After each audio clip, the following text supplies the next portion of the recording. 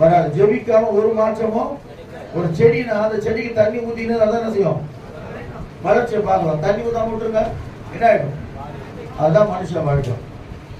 தேவன் எதுக்கு நம்மளை கூப்பிட்டு இருக்கிறார்? எதுக்கு வேறு பிரித்து இருக்கிறாரு? எதுக்கு தாயின் கருவிட தெரிந்து கொண்டார்? எதுக்கு ஞாயிற்றுக்கிழமை கூப்பிட்டு கர்த்தருடைய ஆராதிக்க வைக்கிறார்? சும்மா இல்ல, நீ தேவ பிள்ளையா மாறணும், தேவனை அறிந்து கொள்ள வேண்டும். தேவன் யார்? தேவன் எப்படிப்பட்டவர்? அவர் எப்படி சொல்றாங்க இல்லையா?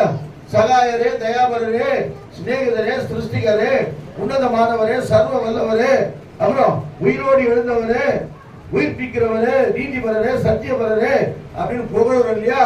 அவர் யாருன்னு உங்களுக்கு தெரியணும். நீங்க சொல்லுவோமா? யாரும் தெரியாம நீங்க இயேசுநாதரை கூப்பிட்டீங்கன்னா வேஸ்ட். நீ ஜெபிக்காம இயேசுநாதரை ஃபாலோ பண்ணீங்கன்னா வேஸ்ட். நம்ம தண்ணிக்கு ஒரு செடி நட்டு தண்ணியே ஊத்தாம இருக்குது, பிள்ளைங்க இருக்குது. பிள்ளைங்களுக்கு நம்ம என்னென்ன கொடுத்தாதான் பிள்ளை என்ன செய்யும்?